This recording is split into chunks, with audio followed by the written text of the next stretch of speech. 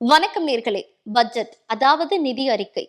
இந்த நிதி ஆண்டுல அரசுக்கு எங்க இருந்தெல்லாம் பணம் வரும், அந்த பணத்தை அரசு எதற்கெல்லாம் செலவு செய்யும் அப்படிங்கிறதுக்கான ஒரு திட்டமிடல் தான் இந்த நிதி அறிக்கை. இந்த 2026 27ஆம் ஆண்டுக்கான பட்ஜெட் எப்படி இருந்தது அப்படிங்கறத பத்தி தான் இன்னைக்கு நம்ம நிகழ்ச்சியில பார்க்க இருக்கோம். வாங்க நிகழ்ச்சிக்குள்ள போலாம்.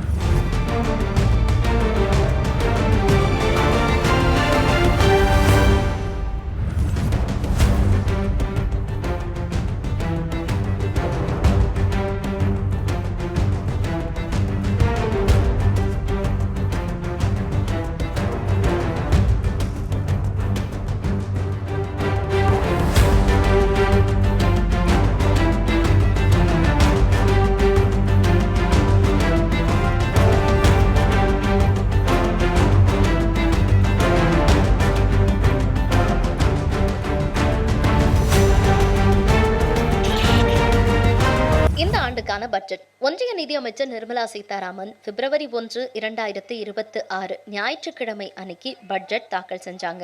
கிட்டத்தட்ட 27 வருஷத்துக்கு அப்புறமா ஞாயிற்றுக்கிழமை பட்ஜெட் தாக்கல் செய்யப்பட்டதா சொல்லப்பட்டது. மோடி அரசோட 2026-27 நிதியாண்டுக்கான பட்ஜெட் ஆனது வளர்ந்த இந்தியா 2047, அதாவது விக்சித் பாரத் அப்படின்ற இலக்க அடிப்படையா கொண்டு வடிவமைக்கப்பட்டு இருந்தது. அதுல வருமான வரி அறிவிப்புகள் முக்கியத்துவம் வாய்ந்ததா பார்க்கப்பட்டுச்சு. இந்த ஆண்டு புதிய வருமான வரி சட்டம் அறிமுகப்படுத்தப்பட்டிருக்கு. இது ஏப்ரல் 1, 2026 முதல் அமலுக்கும் வருது. அப்படி இருந்தும் வரி விகிதங்கள்ல பெரிய மாற்றங்கள் அப்படின்னு இல்லை என்றாலும் புதிய வரி முறையின் கீழ் 12 லட்சம் வரைக்கும் வருமானம் ஈட்டுபவர்களுக்கு 87A பிரிவின் கீழ் வரி சலுகையானது கிடைக்குது. இரண்டாவது, கல்வி மற்றும் இளைஞர் நலனை பொறுத்த வரைக்கும் கண்டென்ட் கிரியேட்டர் லேப்ஸ் 15,000 பள்ளிகள் மற்றும் 500 கல்லூரிகள்ல நவீன தொழில்நுட்பத்துடன் கூடிய கண்டென்ட் கிரியேட்டர் லேப்ஸ் அமைக்கப்படும் அப்படின்னும், நாட்டோட ஒவ்வொரு மாவட்டத்திலையும் மாணவிகளுக்காக பிரத்யேக அரசு விடுதிகள் கட்டப்படும் என்ற அறிவிப்பும், செமிகண்டக்டர் மிஷன் 2.0 இதுக்காக 40,000 கோடி நிதி ஒதுக்கப்பட்டு தொழில்நுட்ப வேலை வாய்ப்புகள் அதிகரிக்கப்படும் அப்படின்னும் சொல்லப்பட்டது. மருத்துவ மற்றும் சுகாதாரத்தை பொறுத்த வரைக்கும் மருந்து விலை குறைக்கப்பட்டிருக்கு. புற்றுநோய் மற்றும் 17 வகையான அரிய நோய்களுக்கான மருந்துகளுக்கு சுங்கவரி ரத்து செய்யப்பட்டிருக்கு. இதனால உயிர் காக்கக்கூடிய மருந்துகளோட விலை குறையும் அப்படின்னு சொல்லப்படுது. பயோஃபார்மா இந்தியாவை சர்வதேச மருத்துவ உற்பத்தி மையமாக்க 10,000 கோடி நிதி ஒதுக்கப்பட்டிருக்கு. பிற முக்கிய திட்டங்கள் அப்படின்னு பார்த்தா பாதுகாப்பு துறை.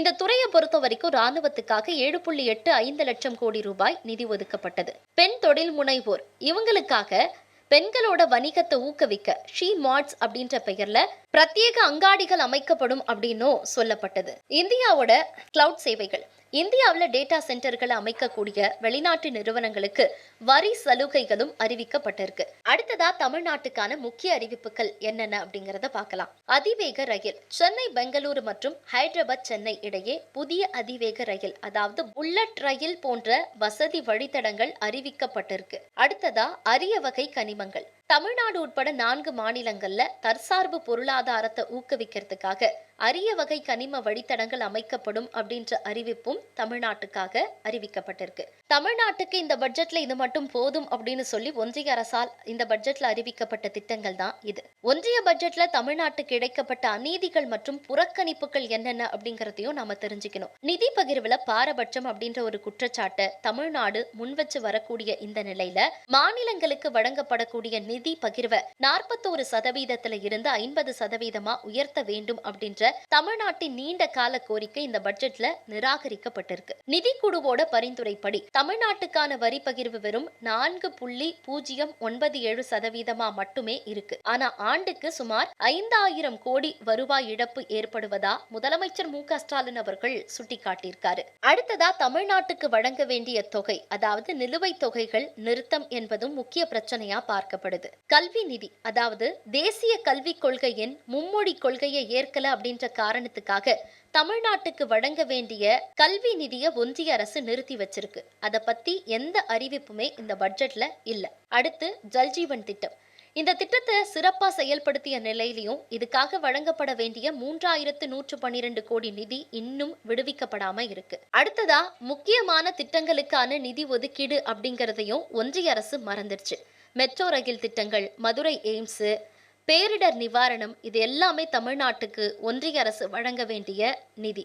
ஆனா கோவை மற்றும் மதுரை மெட்ரோ ரயில் திட்டங்களுக்கு ஒன்றிய அரசு பங்களிப்பு மற்றும் நிதி ஒதுக்கீடு என்பது பத்தி எந்த அறிவிப்புமே இந்த பட்ஜெட்ல இல்ல. பல வருஷமா ஆமை வேகத்துல நடக்கக்கூடிய மதுரை எய்ம்ஸ் மருத்துவமனைக்கு தேவையான முழுமையான நிதி ஒதுக்கீடு மற்றும் கட்டுமான பணிகள் குறித்த தெளிவான அறிவிப்பு எதுவுமே இந்த பட்ஜெட்ல இடம்பெறல. சென்னை மற்றும் தென் மாவட்டங்கள்ல ஏற்பட்ட வெள்ள பாதிப்புகளுக்கு கேட்கப்பட்ட உரிய நிவாரண நிதி இன்னும் முழுமையா வழங்கப்படல அப்படின்ற அதிருப்தி இருக்கு. இதை மட்டும்தான் மறந்தாங்க அப்படின்னு பார்த்தா, வழக்கமா தன்னோட பட்ஜெட் உரையில திருக்குறளை மேற்கோள் காட்டக்கூடிய நிதியமைச்சர் நிர்மலா சீதாராமன் அவர்கள் இந்த முறை அதையும் மறந்துட்டாங்க.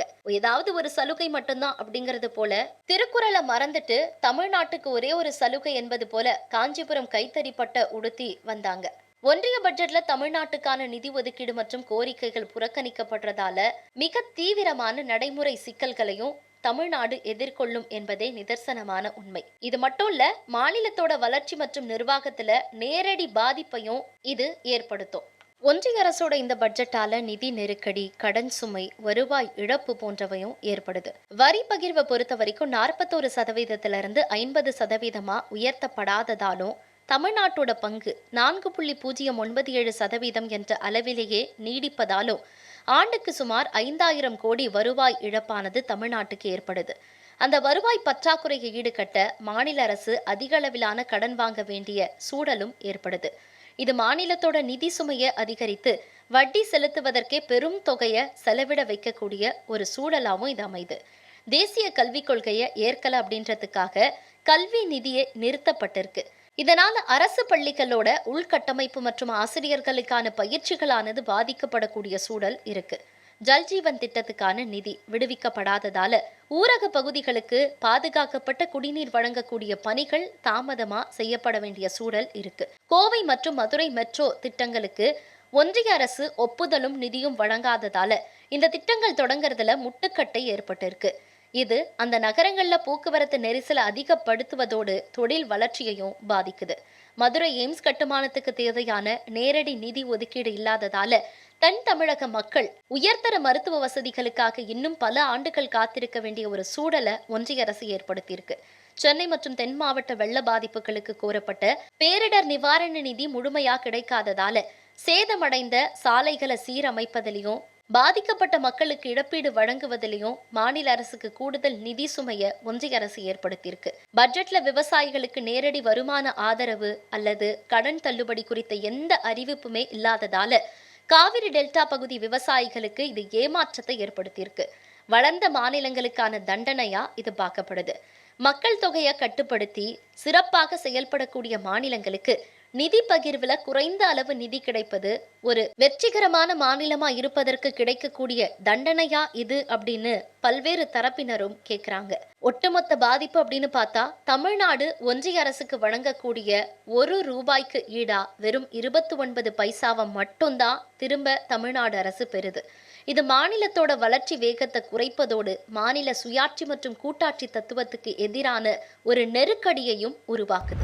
2026-27 ஆண்டுக்கான இந்த பட்ஜெட்டை ஒற்றை வரியில நீங்க எப்படி விவரிப்பீங்க அப்படின்ற அந்த கேள்விக்கும், அதே போல மாநிலங்களை தாண்டி நடுத்தர வர்க்க மக்களுக்கு இந்த பட்ஜெட் என்ன செய்தது அப்படின்ற அந்த கேள்விக்கும் பதிலளிக்கிறார் அகில இந்திய இன்சூரன்ஸ் ஊழியர் சங்கத்தினுடைய துணைத் தலைவர் ஜி ஆனந்த் அவர்கள். வாங்க பார்க்கலாம். ஒன்றிய அரசால தாக்கல் செய்யப்பட்ட இந்த பட்ஜெட்டை பத்தி ஒரு வரியில சொல்லணும் அப்படின்னா, இது வளர்ச்சிக்கான பட்ஜெட்டா இல்ல தேர்தலுக்கான பட்ஜெட்டா?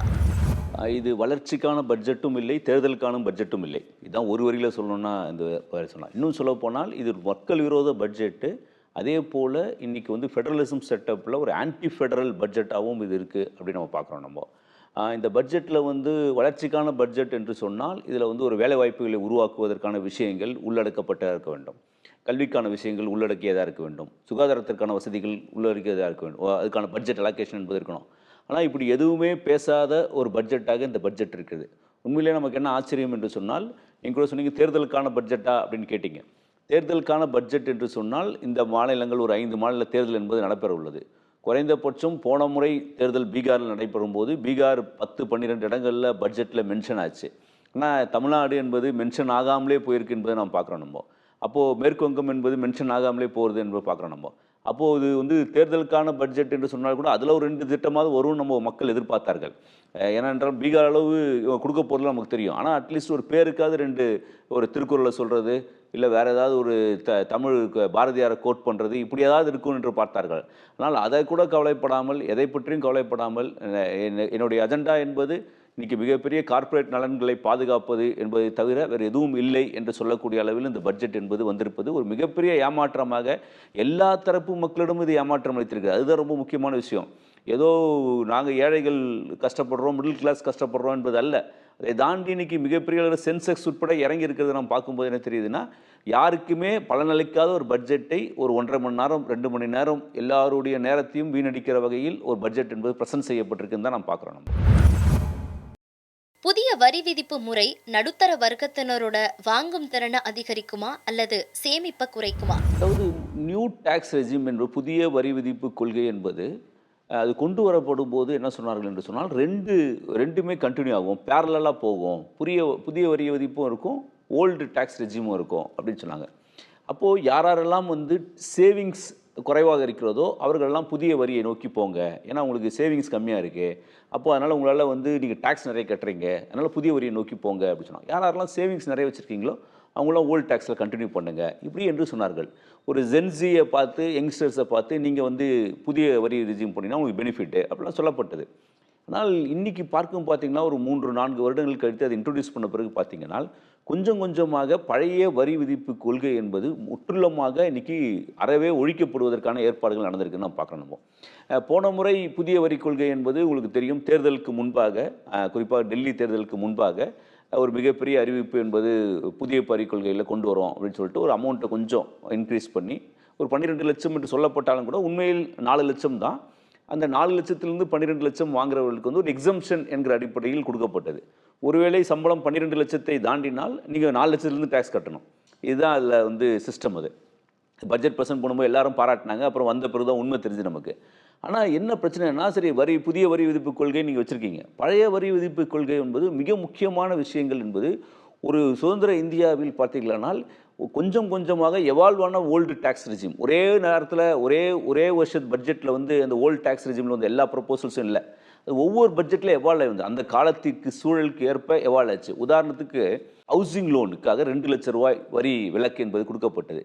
அது வந்து ஆரம்பத்தில் பட்ஜெட்டில் இருந்திருக்காது, ஒரு 20 வருஷத்துக்கு முன்னாடி கூட பட்ஜெட் இருந்திருக்காது. ஆனால் ஒரு மிகப்பெரிய நெருக்கடி வருது, கிரைசிஸ் வருது, எல்லா இடங்கள்லையும் வளர்ச்சியே இல்லாமல் இருக்கிறது. அப்போது கட்டப்பட்ட வீடுகள் விற்கப்படாமல் இருக்கிறது, சிமெண்ட் விற்பனை இல்லை, கம்பி விற்பனை இல்லை, மணல் விற்பனை இல்லை. அப்போது ஒரு மிகப்பெரிய கொத்தனார்கள், இன்றைக்கி கட்டுமான தொழிலாளிகள் தான் விவசாய தொழிலாளிகளுக்கு அடுத்து அதிகமாக இருக்கின்ற தொழில், அன்ஆர்கனைஸ் செக்டர் இருக்கின்ற அதிகமான தொழிலாளிகள் கட்டுமான தொழிலாளிகள். அவர்களுக்கு வேலை வாய்ப்புகள் இல்லை, வீடு விற்காமல் போகிறதுனால. அப்போது அரசாங்கம் யோசித்து அது 2 லட்ச ரூபாய் என்பதை கொண்டு வந்தாங்க. கொஞ்சம் கொஞ்சமாக 1 லட்சம் ஆகி 1.5 ஆகி 50, 1, 1.5, 2 ஆச்சு. இப்போது 2 லட்சம் வரைக்கும் கொடுத்தாங்க. அது வந்து ஒரு தேவை, அந்த காலத்தின் தேவையிலிருந்து அந்த காலத்தின் தேவை முடியவில்லை, அது இன்னும் தொடருது. ஆனால் இன்றைக்கி அந்த 2 லட்ச ரூபாய் டாக்ஸ் ரிலீஃப் என்பது புதிய வரி கொள்கையில் இல்லை. பிஎஃப்க்கான குடித்தத்துக்கான டாக்ஸ் கன்செஷன் 80Cன்னு சொல்லுவாங்க, 1.5 லட்ச ரூபாய்க்கும் உண்டு. அப்போ நாமளே ஒரு செக்யூரிட்டி தேடுறோம், அந்த செக்யூரிட்டிக்கு நம்ம ஒரு சின்ன டாக்ஸ் கன்செஷன் எடுக்கக்கூடிய நான் வந்து பாலிசி எடுக்கிறேன்னு சொல்லும்போது அது கொடுத்தப்பட்டது. எல்ஐசிக்கான பாலிசி டாக்ஸ் கன்செஷன் என்பது 1956 எல்ஐசி தேசியமயமாக்கப்பட்டதிலும் தொடர்ந்து வந்து கொண்டிருக்கின்ற விஷயங்கள். ஆனால் இன்றைக்கி அந்த 1.5 லட்ச ரூபாய் 80Cயில் வருகின்ற பல்வேறு ஸ்கீம்ஸை பிஎஃப் எல்லாமே இன்றைக்கி மூடப்பட்டிருக்கிறது நம்ம பார்க்குறோம். என்பிஎஸ் நியூ பென்ஷன் ஸ்கீம் கொண்டு வந்தபோது 50,000 வரைக்கும் அதில் வரி விலக்குன்னு சொன்னாங்க, அந்த வரி விலக்கு இப்போ காணாமல் போயிடுச்சு. அதே போல் மெடிக்ளைம் ப்ரீமியம், நம்ம அரசு வந்து எல்லாருக்கும் காப்பீடு கூட்டணும், எல்லாருக்கும் வந்து சுகாதாரத்தை என்ஷூர் பண்ணணும், இலவசமாக என்ஷூர் பண்ணணும். ஆனால் அரசு பண்ணலை. இப்போ நானாக போய் ஒரு மெடிக்ளைம் பாலிசி எடுக்கும்போது அதுக்கு கட்டுகின்ற ப்ரீமியத்திற்கு வரி விலக்கு உண்டு, 25,000 வரைக்கும் உண்டு. ஃபாதர் மதருக்கு, அப்பா அம்மாவுக்கு நம்ம சேர்த்து கட்டணும்னா 50,000 வரைக்கும் அதை எடுத்துக்கலாம். அப்பா அம்மா சீனியர் சிட்டிசனாக இருந்தால் 75,000 வரைக்கும் எடுத்துக்கலாம். அப்போது நான் ஒரு ப்ரீமியத்தை கட்டுறேன்னா, ஒரு 75,000 கட்டுறேன்னா, நான் ஒரு 20% டேக்ஸ் ப்ராக்கெட்டில் இருக்கேன்னா ஒரு 15,000 எனக்கு அது பெனிஃபிட் வருது. அப்போ 75,000ல் 15,000னா ஒரு 60,000 தான் எனக்கு ப்ரீமியம் போகுதுன்னா பரவாயில்ல அப்படின்னு நான் கட்டுவேன் நான். ஆனால் இன்றைக்கி என்ன ஆகுதுன்னா 75,000 நான் முழுசாக கட்டணும், எனக்கு எந்த வரி விலக்கும் கிடையாது. அப்போது சேவிங்ஸ் என்பதே அறவே இல்லாத ஒரு சமூக அமைப்பை உருவாக்க வேண்டும் என்று அரசு விரும்புகிறது. இதுதான் சில வளர்ந்த நாடுகள் இந்த விஷயங்களை கடைப்பிடிக்கிறாங்க. என்ன காரணம்னா, ஸ்பெண்ட் த்ரிஃப்டாக இருப்பாங்க, அவங்களாம் செலவு செய்ய வேண்டும். அவர்கள் எக்கானமி பொருளாதாரத்தில் வளர்ச்சி என்பது அவங்களுக்கு வந்து செலவு பண்ணிகிட்டே இரு, ஒரு வயசாயிடுச்சுன்னா ஒரு ஓல்ட் ஏஜில் வந்து அரசு பாதுகாக்கும். நீங்கள் ஸ்காண்டினேவியன் கண்ட்ரீஸ்லாம் போனீங்கன்னா அரசு தான் பென்ஷன் கொடுக்கும், அரசு தான் மெடிக்ளைமை பார்த்துக்கும், சுகாதாரத்தை பார்த்துக்கும். ஆனால் இங்கே அது மாதிரி எந்த பாதுகாப்பும் இல்லை. நான் தான் என் பாதுகாப்பை தேடிக்கணும், நீங்கள் தான் உங்கள் பாதுகாப்பை தேடிக்கணும். அப்படி பாதுகாப்பு தேடிக்கொண்டிருக்கின்ற சேமிப்பு வழிகளில் ஒரு டாக்ஸ் கன்செஷன் கொடுத்தா தான் என்னை மோட்டிவேட் பண்ணும். ஆனால் இப்படி எல்லா டாக்ஸ் கன்செஷனையும் நீங்கள் ஒழிச்சிட்டு நீங்கள் வந்து புதிய வரி கொள்கை கொண்டு வந்தீங்கன்னா, வரி விதிப்பு கொள்கை கொண்டு வந்தீங்கன்னா, அப்போ சாமானிய மக்கள் ரிட்டையர் ஆன பிறகு இல்லை ஒரு உடம்பு சரியில்லாத போது அவன் எங்கே போய் நிற்பான் அப்படிங்கிற கேள்வி வருது. அவன் வசூல் சம்பாதிப்பது எல்லாத்தையும் செலவு வச்சுட்டு போகிறான். எந்த சேவிங்ஸ்க்கும் எதுக்கும் நீங்கள் ரிபேட் கிடையாது, நான் செலவு வச்சுட்டு போயிடுவேன், எனக்கு நான் சேர்க்கணும்னு தோணும். அப்போ எல்லாத்தையும் செலவு வச்சுட்டு போயிட்டேன்னா நான் ரிட்டையர் ஆன பிறகு யார் வந்து எனக்கு உதவி செய்வார்கள் என்ற கேள்வியை தான் இந்த அரசை பார்த்து கேட்குறோம். அரசுக்கு என்ன பிரச்சனை என்றால், அரசுக்கு இன்றைக்கி வாங்கும் சக்தி மக்கள்கிட்ட குறைஞ்சிருக்கு. மக்கள் தங்களுடைய அன்றாட தேவைகளில் ரொம்ப நெருக்கி பிடிச்சி ஒரு பார்ட்டை சேவ் பண்ணிடுறாங்க. அப்போ அந்த சேவ் பண்ணுற பார்ட்டு சந்தைக்கு வராதனால சந்தையில் எல்லா பொருட்களும் தேக்கமாக இருக்குது. அது சந்தை வளராததுக்கு காரணம் மக்களுடைய வாங்கும் சக்தி குறைஞ்சிருக்கு, அதை உயர்த்தணும், அதுதான் உண்மையான முறை. ஆனால் குறுக்கு வழியில் இவங்க யோசிக்கிறாங்க, அந்த ஒரு 100 ரூபா அங்கே போய் சேவ் ஆகுதா, அதை கொண்டு போய் நம்ம சந்தையில் போடணுன்னா அந்த 100 ரூபாக்கான டாக்ஸ் சேவிங்ஸ் கொடுக்காதீங்க, டாக்ஸ் பெனிஃபிட் கொடுக்காதீங்க அந்த சேவிங்ஸ்க்குன்னு சொல்லிட்டு அந்த 100 ரூபாய் கொண்டு வந்து போடுவதற்கான ஏற்பாடுகள் பண்ணுறாங்க. இது ரொம்ப மிகப்பெரிய அயோக்கியத்தனமாக பார்க்குறோம். இது மக்களுடைய வாழ்க்கையை சூறையாடுவதற்கு சமமான விஷயமாக நான் பார்க்குறேன். மாநிலங்களுக்கான வரி பகிர்வு மற்றும் மானிய கோரிக்கைகள் இந்த பட்ஜெட்ல நியாயமான முறையில கையாளப்பட்டிருக்கா? அதாவது 16வது ஃபைனான்ஸ் கமிஷனுடைய அறிக்கை என்பது வந்திருக்கிறது. நிதியமைச்சர் கூட அதில் அறிவிச்சாங்க. நாங்கள் வந்து அதே 41% தான் டெவல்யூஷன் ஆஃப் ஃபண்ட்ஸ் அப்படி சொல்கிறாங்க. மாநிலங்களுக்கு பகிர்ந்தளிக்கப்படுகின்ற நிதியுடைய சதவீதம் 41%.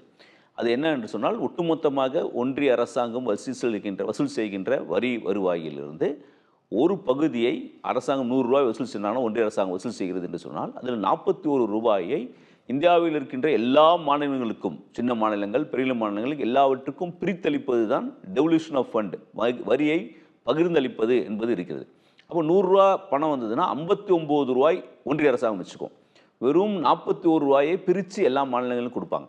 இல்லை தான் நமக்கு டிஸ்பியூட் வருது. நம்ம வந்து தமிழ்நாட்டில் கேட்குறோம், நாங்கள் இவ்வளோ வரி வசூல் பண்ணி கொடுக்குறோம், நாங்கள் 100 ரூபா வசூல் பண்ணி கொடுத்தா நீங்கள் 29 ரூபா எனக்கு கொடுக்குறீங்க, இது நியாயமானு கேட்குறோம். சில மாநிலங்கள், யூபி போன்ற மாநிலங்கள், பீகார் போன்ற மாநிலங்கள் அதிகமான பணம் அவர்கள் கொடுக்கப்படுகிறது. அப்போ எப்படி இது சரியாக இருக்க முடியும் அப்படின்னு நம்ம கேள்வி கேட்குறோம்.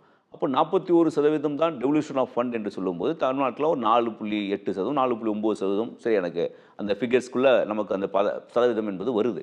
அப்போது ஒரு மிகப்பெரிய அளவில் நிதியை வசூல் பண்ணிக்கொடுக்கிற மாநிலங்கள் ஏன் வஞ்சிக்கப்படுகிறது என்று சொன்னால், இது ஒரு புதிய வரி கொள்கை. ஃபைனான்ஸ் கமிஷன் என்பது, நிதி ஆணையம் என்பது ஒரு புதிய வழிமுறையை கொண்டு வந்தார்கள். அந்த புதிய வழிமுறை பிரகாரம் என்ன சொன்னார்கள் என்று சொன்னால், நீங்கள் வந்து பாப்புலேஷன் அதிகமாக இருக்கின்ற மாநிலங்களுக்கு நாங்கள் கூடுதலாக கொடுப்போம்.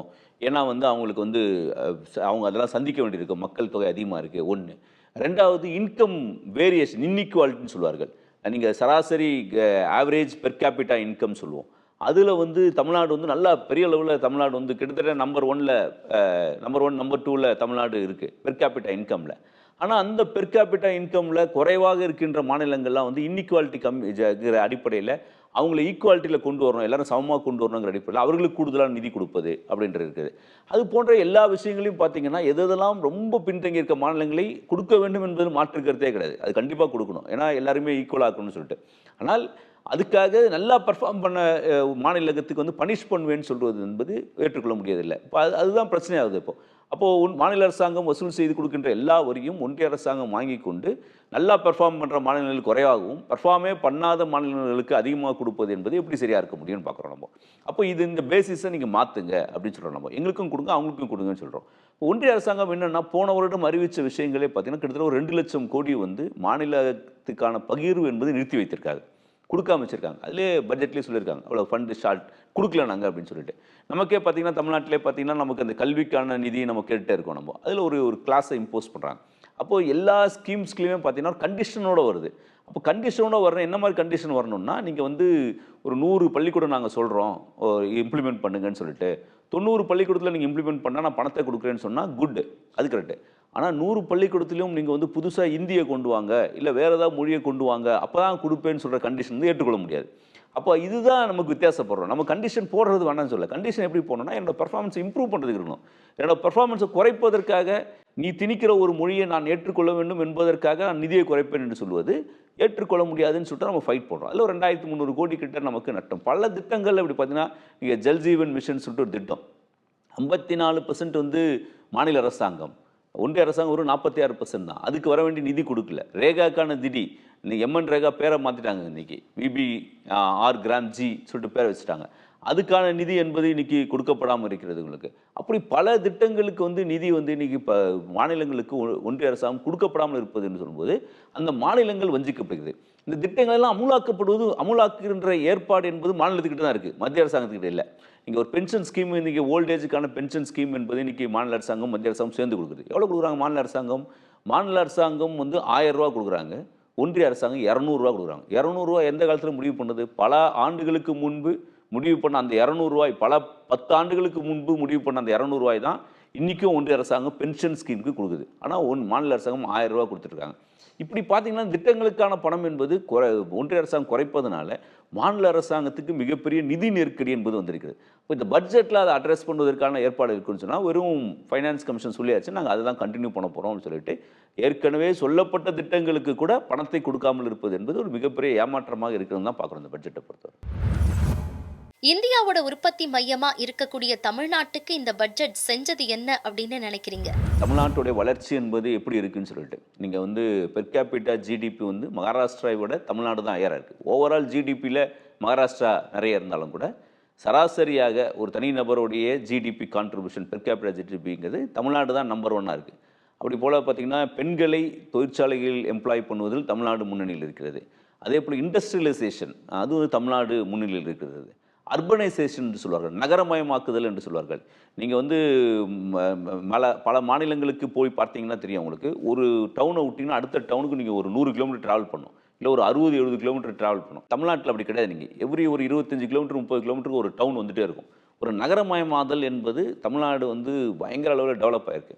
அப்படி வளர்ந்திருக்கின்ற ஒரு மாநிலமாக தமிழ்நாடு இருக்கும்போது இதுக்கான ஏற்கனவே ஒரு டெட்ராய்ட் என்று சொல்லக்கூடிய அளவில் கார் ஃபேக்டரி உட்பட இன்றைக்கி நம்ம ஸ்ரீபெரும்புதூர், உரகடம், இன்னும் இப்போ ஓசூர் டெவலப் ஆகிட்டு இருக்கோம், தூத்துக்குடி டெவலப் பண்ண போகிறோம். நம்ம இப்படி வெறும் சென்னை மட்டும் இல்லை, சென்னையோட பெரிஃபரல் ஏரியா மட்டும் இல்லை, தமிழ்நாடு முழுவதும் இண்டஸ்ட்ரீஸை கொண்டு வருவதற்கான முயற்சிகளை நம்ம முயற்சி பண்ணிகிட்டு இருக்கோம், அதுக்கான வெற்றி பெற்று கொண்டு இருக்கோம். அப்போ கூடுதலான நிதியை தமிழ்நாட்டுக்கு கொடுப்பது, இங்கே இண்டஸ்ட்ரீஸை வரவைப்பதற்கு, மோட்டிவேட் பண்ணுவதற்கு, கொடுக்குவதற்கு அரசாங்கம் முயற்சி செய்ய வேண்டும், ஒன்றிய அரசாங்கம். ஆனால் என்னவென்றால் எந்த திட்டங்களும் இன்றைக்கி தமிழ்நாட்டுக்கான ஸ்பெஷல் திட்டங்கள் எதுவும் வரலை. தமிழ்நாட்டுக்கான ஒரே ஒன்று இந்த காரிடார் புல்லட் ட்ரெயினுக்கான காரிடார் என்று சொல்லியிருக்காரு. இது எப்போ வரும்லாம் தெரியாது நமக்கு. எதை கேட்டாலும் 2047 எல்லாமே இந்தியா வளர்ந்துரும்னு சொல்கிறாங்க. 2047 வரைக்கும் யார் இருப்பாங்க, யார் போவாங்கன்னு நமக்கு தெரியாது. அப்போ எல்லாமே லாங் டேர்ம் என்று சொல்வது என்பது இப்போ இன்றைக்கி என்ன அப்படிங்கிற கேள்விக்கு பதிலே சொல்லாமல் போவது என்பது ஏற்றுக்கொள்ள முடியாதுன்னு நம்ம பார்க்குறோம். இப்போ தமிழ்நாடு வளருவதற்கு ஏற்கனவே தமிழ்நாடு மிக சிறப்பாக செயல்பட்டு கொண்டிருக்கிறோம். இன்னும் சிறப்பாக செயல்பட வேண்டும் என்று சொன்னால் கூடுதல் நிதியை தமிழ்நாட்டுக்கு கொடுக்கணும். தமிழ்நாட்டுக்கு கொடுக்குற நிதி என்பது தமிழ்நாட்டுக்கு மட்டுமல்ல, தமிழ்நாட்டில் வெறும் தமிழர்கள் மட்டுமா இருக்கும். தமிழ்நாட்டுக்கு புலம்பெயர்ந்த தொழிலாளிகள் அதிகமாக தமிழ்நாட்டுக்கு வராங்க. இங்கே வேலை வாய்ப்புகளை தேடுறாங்க, வேலை கிடைக்கிது. நீங்கள் போய் சும்மா டீ கடையில் உட்காந்து பேசி பாருங்கள், அங்கே இருக்க ஆட்களோட பேசி பாருங்கள். அங்கேருந்து ஆட்கள் என்ன சொல்கிறாங்கன்னா, வட இந்தியாவிலேருந்து வருகின்றவர்கள், கிழக்கு இந்தியாவிலேருந்து வருகிறவர்கள் என்ன சொல்கிறாங்கன்னா, எங்கள் ஊரில் வேலை கிடைக்கும், ஒரு நாள் 2 நாள் வேலை கிடைக்கும், மீதி 20 நாள் 25 நாள் எந்த வேலையும் இல்லாமல் உட்காந்துருப்பேன். ஆனால் தமிழ்நாட்டிற்கு வந்தால் ஏதோ ஒரு வேலை ஒரு மாதம் முழுவதும் எனக்கு கிடைக்கிறது அப்படின்னு சொல்கிறாங்க. நம்ம அதை இன்னும் இம்ப்ரூவ் பண்ணணும்னு சொல்கிறோம். எங்களோட கோரிக்கை, தொழிற்சங்கத்தோட கோரிக்கை என்பது குறைந்தபட்ச ஊதியம் கொடுக்க வேண்டும், அவர்களுக்கு பாதுகாப்பான சுகாதார வசதி செய்து தர வேண்டும், பாதுகாப்பான இடம் வேண்டுங்கிற கோரிக்கையெல்லாம் வைக்கிறோம். ஆனால் மற்ற மாநிலங்களோடு ஒப்பிடும்போது தமிழ்நாடு இப்படி சில விஷயங்களை நமக்கு ஒரு பெரனியல் ஜாப், அதாவது ஒரு மாதம் முழுவதும் வேலை, ஒரு டீ கடைனா கூட ஒரு மாதம் முழுவதும் வேலை, ஒரு ஹோட்டல்னா மாதம் முழுவதும் வேலை, அப்படி கிடைக்கின்ற ஒரு இடமாக தமிழ்நாடு இருக்கிறது. அப்போ தமிழ்நாட்டுக்கு கொடுக்கின்ற தொகை என்பது தமிழ்நாட்டுக்கு மட்டும் இல்லை, இந்தியா முழுவதும் அதனால பலன் பெறுகிறார்கள் என்பது தான் ஒரு உதாரணமாக இந்த உதாரணத்தை நான் சொல்ல முடியும். தேர்தலை சந்திக்கக்கூடிய இந்த நேரத்துல கூட ஒன்றிய அரசு மாற்றாந்தாய் மனப்பான்மையோடு செயல்படுது அப்படின்னு சொல்லி இந்த பட்ஜெட்டை பத்தி முதலமைச்சர் மு.க.ஸ்டாலின் அவர்கள் குறிப்பிட்டிருந்தாரு. அந்த வகையில நாட்டோட மிகப்பெரிய பொருளாதாரத்துல 2வது முக்கியத்துவமான ஒரு பங்கு வகிக்கக்கூடிய மாநிலம் தான் தமிழ்நாடு.